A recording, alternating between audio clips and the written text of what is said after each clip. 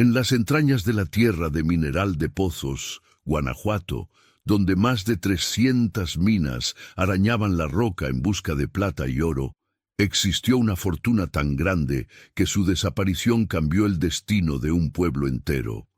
Esta es la historia del tesoro que se llevó consigo los secretos de una familia y la maldición que persiguió a quienes osaron buscarlo. Si esta historia te está atrapando, suscríbete al canal Cuentos de la Tierra y déjanos en los comentarios desde qué país o ciudad nos estás escuchando. Tu apoyo nos ayuda a seguir contando estas historias que merecen ser recordadas. Ahora sí, continúa con este relato. El viento de noviembre levantaba polvo en las calles empedradas de Mineral de Pozos cuando Leandro Medrano llegó al pueblo en 1895, con las botas gastadas y una carta sellada que ardía en el bolsillo interior de su chaleco. Era un hombre de 32 años, de mirada oscura y manos callosas que delataban una vida dedicada al trabajo duro. Venía de Real de 14, donde había trabajado como barretero en las minas más profundas, pero la carta que llevaba prometía algo que ningún salario podría igualar, una herencia que su padre moribundo le había dejado, junto con una advertencia que él aún no comprendía del todo. «Hijo mío», decía la carta escrita con letra temblorosa, «lo que te corresponde por derecho de sangre está enterrado donde el sol nunca toca y el agua bendita no llega. Pero escúchame bien, esa fortuna tiene un precio que yo pagué con cada día de mi vida. Si decides reclamarla, que Dios tenga misericordia de tu alma, porque los hombres no la tendrán».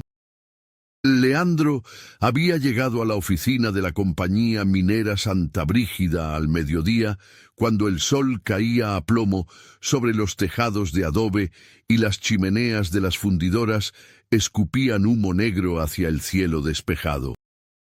El administrador, don Hermenegildo Rentería, un hombre de 60 años con bigote cano y chaleco de seda, lo recibió en su despacho con una mezcla de curiosidad y recelo. Las paredes estaban cubiertas de mapas topográficos y pertenencias mineras, testimonios silenciosos del auge que vivía el pueblo bajo la paz porfiriana. «Así que usted es el hijo de Jacinto Medrano», dijo don Hermenegildo, acomodándose los anteojos de armazón dorado mientras examinaba la carta con detenimiento. Su padre fue uno de los mejores capataces que tuvimos en la Santa Brígida, un hombre de palabra, aunque... Se detuvo, como si las siguientes palabras le quemaran la lengua. Aunque al final se volvió extraño, obsesionado con cosas que un hombre de fe no debería buscar. «¿Qué clase de cosas?», preguntó Leandro, inclinándose sobre el escritorio de caoba. El administrador suspiró, sirvió 2 copas de mezcal de un botellón de vidrio soplado y empujó una hacia su visitante. Su padre descubrió algo en las profundidades de la mina, allá por el año 87, una veta que nadie más había visto, en un nivel que se suponía agotado. Pero no era cualquier veta. Los metales que extrajo de ahí eran tan puros, tan ricos, que con una sola carretilla podía sacar lo que otros sacaban en una semana entera. Don Hermenegildo bebió su copa de un trago. El problema fue que nunca registró ese hallazgo. Trabajaba de noche, cuando los demás ya habían salido, y poco a poco, durante años, fue sacando ese mineral sin que nadie lo supiera. «Está diciéndome que mi padre era un ladrón». Leandro sintió que la sangre le subía al rostro. «Estoy diciéndole que su padre era un hombre atormentado», corrigió el administrador, «porque esa fortuna que acumuló nunca la gastó, nunca compró tierras, nunca mejoró su casa, nunca se dio la buena vida. Era como si el solo hecho de tenerla lo consumiera por dentro. Cuando murió hace 3 meses, dejó instrucciones de que usted viniera a reclamar lo que le correspondía, pero también dejó algo más». Don Hermenegildo abrió un cajón y sacó una llave de hierro oxidado, larga y pesada, con la empuñadura en forma de cruz. Esto abre el almacén abandonado junto al Tiro 7. Ahí encontrará las respuestas que busca y también las preguntas que ojalá nunca hubiera tenido que hacerse. Esa tarde, mientras el sol comenzaba a descender, tiñendo las ruinas de adobe y las torres de los Malacates con tonos naranjas y púrpuras, Leandro caminó hacia la zona más antigua del mineral, donde docenas de tiros abandonados salpicaban el cerro como bocas negras que exhalaban el aliento frío de la tierra. El Tiro 7 había sido uno de los primeros en agotarse, según le habían dicho, y desde hacía años nadie se acercaba por ahí. Las estructuras de madera que sostenían la polea estaban carcomidas, y el almacén adjunto parecía a punto de derrumbarse, con el techo de tejas quebradas y las paredes manchadas de salitre. La llave giró con dificultad en la cerradura herrumbrosa, y la puerta se abrió con un quejido que resonó en el silencio de la tarde. Adentro, la oscuridad era casi absoluta, apenas rasgada por los rayos de luz que se filtraban entre las rendijas del techo. Olía a humedad, a tierra mojada y a algo más que Leandro no pudo identificar de inmediato.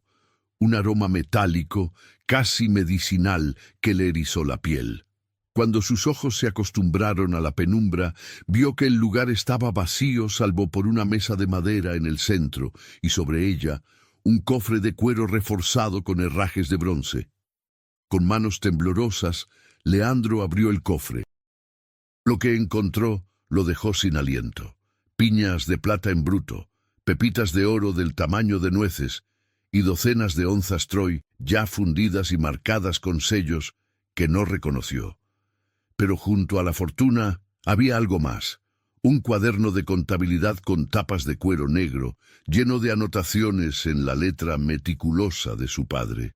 Leandro comenzó a leer a la luz mortecina que entraba por la puerta, y con cada página que pasaba sentía que el suelo se abría bajo sus pies. Su padre no había robado ese mineral. Lo había encontrado en una cámara oculta dentro de la mina, una excavación antigua que databa de la época colonial, cuando los jesuitas trabajaban esas tierras. Pero esa cámara no era solo una mina, era una tumba. Los huesos que su padre encontró ahí, los artefactos religiosos, las inscripciones en latín grabadas en las paredes de roca, todo apuntaba a que los primeros mineros habían encontrado algo que los había aterrorizado tanto que habían sellado ese lugar y lo habían dejado como testimonio de su pecado. «He extraído la riqueza de un lugar maldito», decía una de las últimas entradas del cuaderno. «Cada onza que saco me pesa más que la anterior. Cada noche sueño con los rostros de aquellos hombres que murieron ahí abajo, en la oscuridad, buscando lo que yo ahora poseo.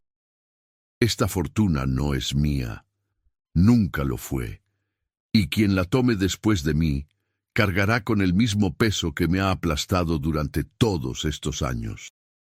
Un ruido a sus espaldas hizo que Leandro se volviera bruscamente. En el umbral de la puerta estaba una mujer de unos 25 años, vestida con un rebozo oscuro y una falda de manta. Tenía el rostro ovalado, la piel morena y los ojos del color de la miel, pero era la expresión de su mirada lo que lo dejó paralizado. Una mezcla de tristeza y determinación que parecía pesar más que las piedras del cerro. «Usted debe ser Leandro Medrano», dijo ella con voz firme pero suave. «Mi nombre es Celestina Paredes. Su padre y el mío trabajaron juntos en la Santa Brígida, y ambos compartieron el mismo secreto que ahora lo atormenta a usted. ¿Su padre conocía esto?» Leandro señaló el cofre abierto y el cuaderno. «Mi padre ayudó al suyo a sacar ese mineral durante años», respondió Celestina, entrando al almacén con pasos cautelosos, como si temiera despertar algo que dormía en las sombras. Eran compadres, hermanos de confianza. Pero cuando mi padre quiso detenerlo, cuando le dijo que esa riqueza estaba manchada de sangre, su padre se negó a escucharlo. Y entonces, mi padre hizo algo que cambió todo. Se detuvo y Leandro pudo ver cómo las lágrimas comenzaban a brillar en sus ojos. Él selló de nuevo la entrada de esa cámara oculta. La dinamitó para que nadie más pudiera entrar, y su padre nunca se lo perdonó. ¿Por qué haría eso?, preguntó Leandro, sintiendo que cada revelación lo hundía más en un pozo sin fondo. Porque una noche, cuando estaban los dos ahí abajo, mi padre vio algo, o escuchó algo. Nunca me dijo exactamente qué fue, pero desde esa noche cambió. Se volvió devoto, iba a misa todos los días, rezaba el rosario hasta que se le dormían las manos, y repetía siempre lo mismo. Hay cosas que no nos pertenecen, aunque las saquemos de la tierra. Hay riquezas que tienen dueño, aunque ese dueño ya no camine entre los vivos. El viento sopló con fuerza, haciendo crujir la estructura del almacén y levantando remolinos de polvo que danzaban en los rayos de luz como almas inquietas. Leandro miró el cofre, luego el cuaderno y finalmente a Celestina. Entonces, usted vino aquí para advertirme. Vine aquí para ayudarlo a hacer lo correcto, dijo ella, dando un paso más cerca. Esa fortuna no es suya, ni era de su padre. Pertenece a los hombres que murieron buscándola hace 200 años, cuando los jesuitas trabajaban estas minas. Hombres que, según las leyendas del pueblo, desaparecieron sin dejar rastro, tragados por la tierra que tanto amaban. Celestina extendió la mano. Devuélvala, entiérrela de nuevo. O cargue con ella el resto de su vida, como la cargó su padre, y vea cómo lo consume lentamente hasta que no quede nada de usted, salvo la obsesión y el remordimiento. Leandro cerró el cofre con un golpe seco que resonó como un disparo en el silencio del almacén. ¿Y si no creo en maldiciones? ¿Y si creo que mi padre trabajó duro por esto y que tengo derecho a reclamarlo? Entonces es un tonto, dijo Celestina sin rodeos, con una franqueza que lo tomó por sorpresa. Y morirá siendo un tonto rico, que no es mejor que ser un tonto pobre, salvo que tendrá más que perder. Se dio la vuelta para irse, pero antes de cruzar el umbral, se detuvo. Mi padre murió hace 2 años. Lo encontraron en su casa, de rodillas frente a un crucifijo, con las manos entrelazadas y los ojos abiertos. El médico dijo que fue el corazón, pero yo sé que fue otra cosa. Fue el peso de lo que sabía, de lo que había visto. Y si usted quiere terminar así, adelante. Pero no diga que no se lo advertí. Durante 3 días, Leandro guardó el cofre en el cuarto que rentó en la fonda de doña Primitiva Ochoa, una viuda que cocinaba el mejor mole de la región y que hacía preguntas sin esperar respuestas. Por las noches, cuando el pueblo se dormía bajo el manto de estrellas tan brillantes que parecían al alcance de la mano, él abría el cofre y contemplaba la fortuna que podría cambiar su vida. Con ese dinero podría comprar tierras, establecer su propio negocio, casarse con una mujer de buena familia y vivir como los ricos de la capital. Ya no tendría que descender a las entrañas de la tierra, arriesgando su vida cada día entre gases tóxicos y derrumbes. Pero cada vez que tocaba esas piñas de plata, cada vez que sopesaba esas pepitas de oro en la palma de su mano, sentía algo. Una opresión en el pecho, un nudo en la garganta, una sensación de que algo lo observaba desde las sombras de la habitación. Y comenzó a soñar. Sueños donde caminaba por túneles interminables, alumbrado solo por una vela que amenazaba con apagarse en cualquier momento. Sueños donde voces susurraban su nombre desde la oscuridad. Voces en un idioma que no conocía, pero que de alguna manera comprendía. Y siempre, al final de cada sueño, Llegaba a una cámara donde hombres con ropajes antiguos yacían encadenados a las paredes de roca, con los ojos huecos y las bocas abiertas en gritos silenciosos. Al cuarto día, despertó empapado en sudor, con el corazón latiendo tan fuerte que le dolía el pecho. La decisión estaba tomada. No por miedo a una maldición en la que se negaba a creer, sino porque en el fondo de su alma, en ese lugar donde las mentiras no pueden penetrar, sabía que Celestina tenía razón. Esa riqueza no era suya, nunca lo había sido, y si la tomaba, se convertiría en el mismo hombre obsesionado y atormentado que fue su padre. Si conoces a alguien que disfruta de buenas historias, comparte este cuento. Juntos, mantenemos viva la tradición de contar historias. Leandro buscó a Celestina y la encontró en la capilla del pueblo, arrodillada frente al altar de la Virgen de Guadalupe, con un rosario de cuentas de madera entre los dedos. Cuando ella lo vio entrar, no mostró sorpresa, como si hubiera estado esperándolo. «Ayúdeme a devolverla», dijo él sin preámbulos, quitándose el sombrero y retorciéndolo entre las manos. Pero no sé cómo. Su padre selló la entrada. Celestina se puso de pie, guardó el rosario en el bolsillo de su falda y lo miró directo a los ojos. «Hay otra manera, un lugar donde podemos entregarla sin profanar lo que ya fue profanado. Pero necesitamos hacerlo esta noche, cuando la luna esté llena. Y necesitamos un testigo, alguien que pueda dar fe de que esto se hizo correctamente».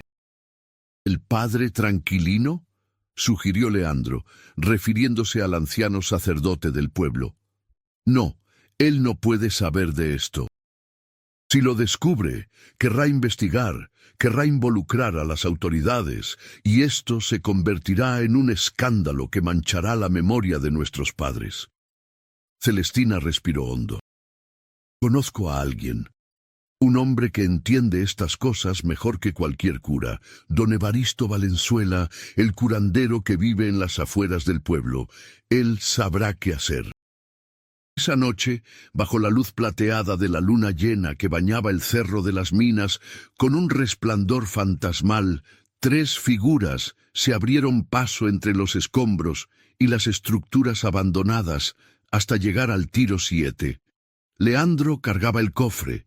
Celestina llevaba una vela bendecida el día de la Candelaria, y don Evaristo, un hombre encorvado de 70 años con el rostro surcado de arrugas profundas como cañadas, sostenía un atado de hierbas secas que despedían un aroma dulzón y penetrante.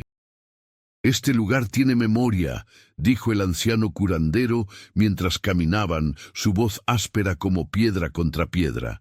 «La tierra recuerda la sangre que se derramó en ella, el sudor que se vertió en sus entrañas, y cuando le quitan algo sin permiso, sin respeto, ella cobra, no con terremotos ni con inundaciones. Cobra con silencio, con ausencia, hace que las cosas desaparezcan». Miró a Leandro con ojos que parecían ver más allá de la carne y los huesos. Su padre desapareció mucho antes de morir. ¿Lo notó? Se fue convirtiendo en un fantasma, en un hombre hueco que solo existía para guardar un secreto que lo carcomía.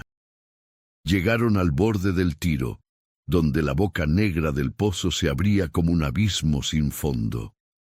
Una escalera de madera descendía hacia las profundidades, peldaños cubiertos de musgo y humedad que brillaban bajo la luz de la luna. Don Evaristo encendió su atado de hierbas, y el humo azulado comenzó a elevarse en espirales que el viento nocturno deshacía y reformaba como figuras danzantes. «Aquí es donde debe quedarse», dijo el curandero, señalando el pozo. «No en la cámara de abajo, porque esa está sellada y es mejor que así permanezca. Pero este tiro es la puerta, la entrada, y lo que se deposita en la puerta, la casa lo recibe». Leandro abrió el cofre por última vez. A la luz de la luna, la plata y el oro resplandecían con un brillo que parecía antinatural, demasiado intenso, demasiado puro. Por un momento sintió la tentación de cerrar la tapa, de dar media vuelta y huir con la fortuna. Pero entonces miró a Celestina, y en sus ojos vio algo que lo ancló a su decisión: esperanza. La esperanza de que él fuera mejor hombre que su padre, de que él pudiera romper el ciclo de obsesión y tormento. Una por una, comenzó a arrojar las piñas de plata al interior del tiro. Cada una caía girando en el aire, reflejando la luz de la luna como estrellas fugaces, antes de desaparecer en la oscuridad con un eco metálico que resonaba durante segundos eternos. Luego, las pepitas de oro, que parecían aferrarse a sus dedos como si tuvieran vida propia, como si suplicaran quedarse.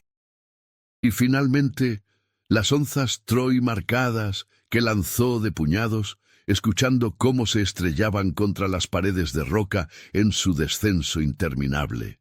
Cuando el cofre estuvo vacío, don Evaristo comenzó a caminar alrededor del tiro en sentido contrario a las manecillas del reloj, dejando que el humo de las hierbas lo envolviera.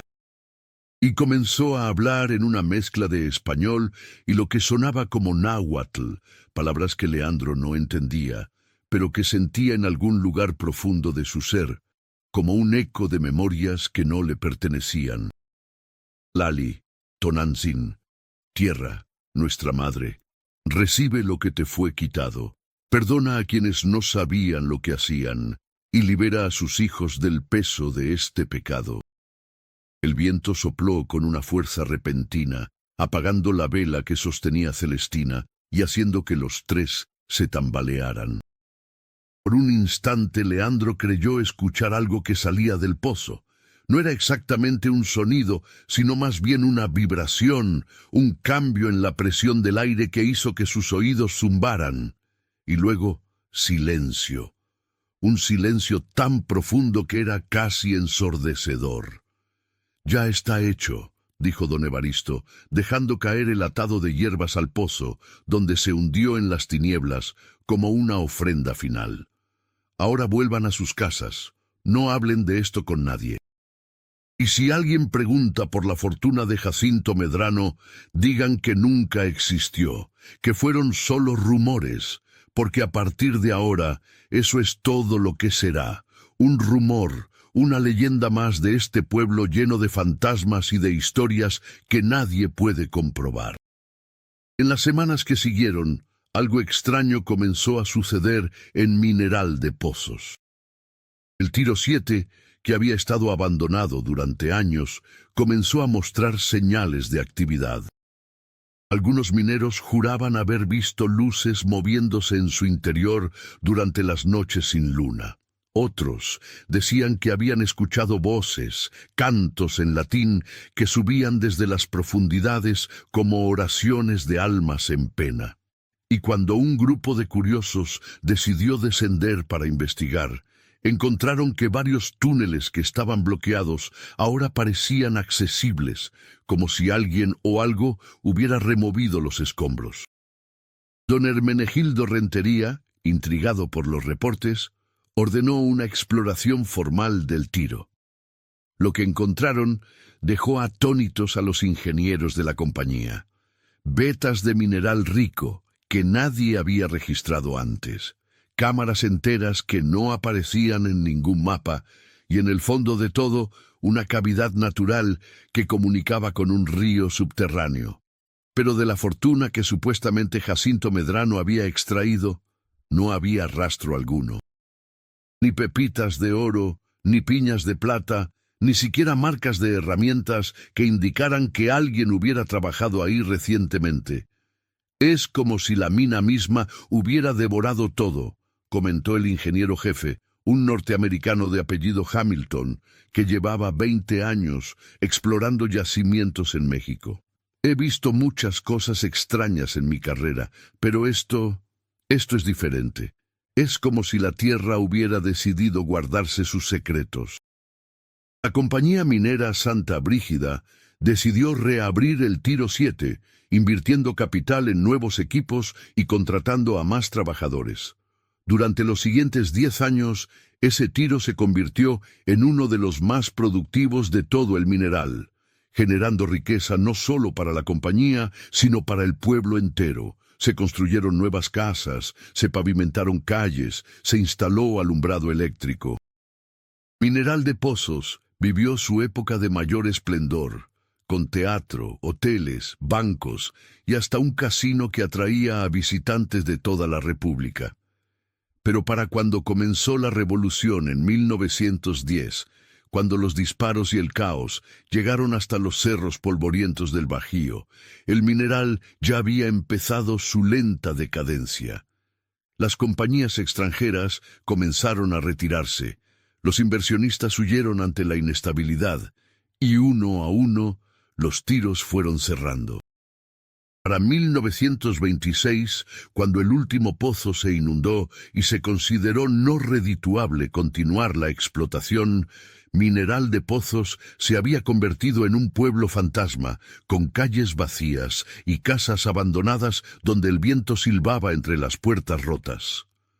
Leandro nunca se fue del pueblo. Se quedó trabajando en las minas hasta que éstas cerraron, y luego se dedicó a cultivar un pequeño terreno que compró con sus ahorros. Se casó con Celestina Paredes 3 meses después de aquella noche en el Tiro 7, en una ceremonia sencilla en la capilla del pueblo, con don Evaristo como padrino. Tuvieron 4 hijos, 2 varones y 2 mujeres, a quienes criaron con los valores del trabajo honrado y el respeto a lo que no nos pertenece. Nunca hablaron con nadie sobre lo que hicieron aquella noche de luna llena, ni siquiera entre ellos mismos después del primer año. Pero había momentos, especialmente en las tardes cuando el sol se ponía tiñendo el cielo de naranja y púrpura, en que Leandro caminaba hasta el Cerro de las Minas y se quedaba mirando las ruinas de los tiros abandonados. Y se preguntaba si había hecho lo correcto.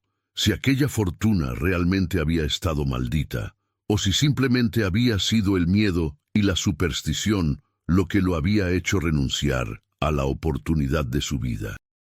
Pero luego regresaba a su casa de adobe, donde el aroma del café de olla y las tortillas recién hechas lo recibían, donde sus hijos corrían a abrazarlo con las manos llenas de tierra del jardín, donde Celestina lo esperaba con una sonrisa que valía más que todo el oro de Mineral de Pozos.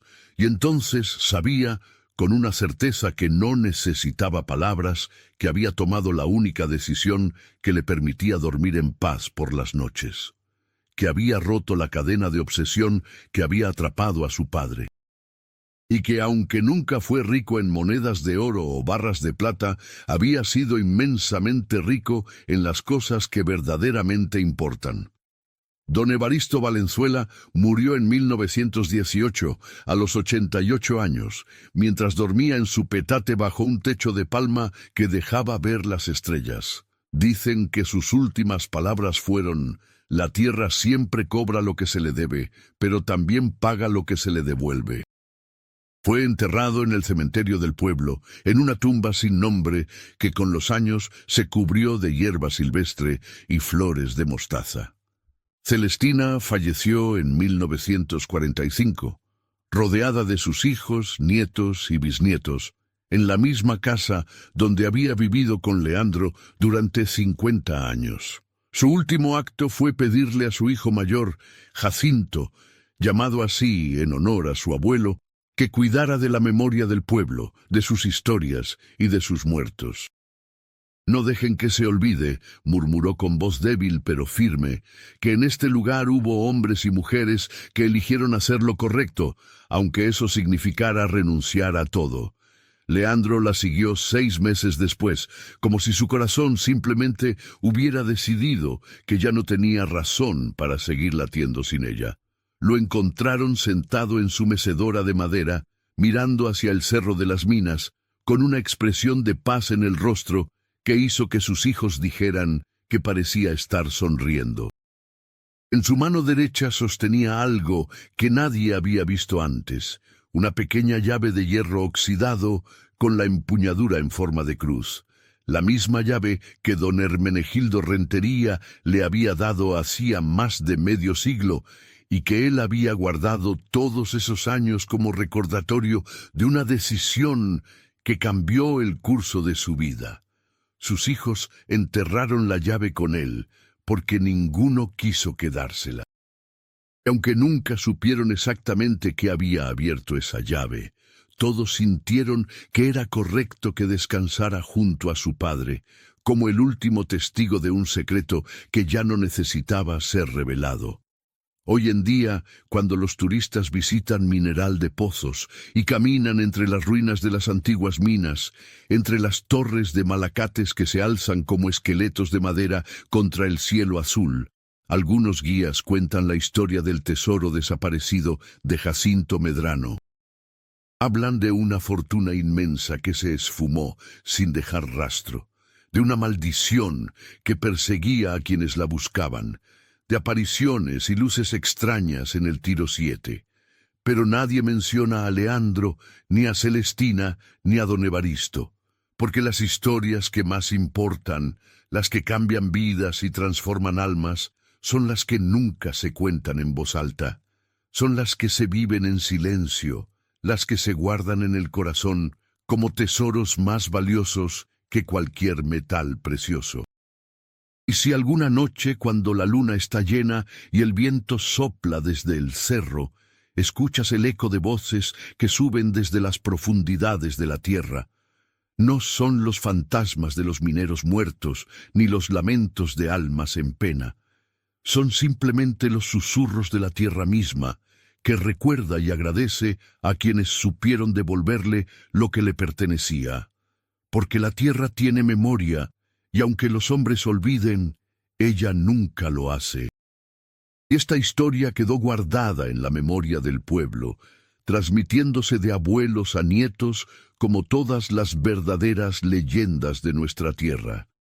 Porque hay fortunas que destruyen a quienes las poseen, y hay riquezas que solo se encuentran cuando se tiene el valor de renunciar a ellas. Y aunque el tesoro de Mineral de Pozos desapareció para siempre en las entrañas de la tierra, dejó algo mucho más valioso: la historia de un hombre que eligió la paz sobre la riqueza, el amor sobre la obsesión, y la redención sobre la maldición, que es, al final de cuentas, el único tesoro que vale la pena buscar.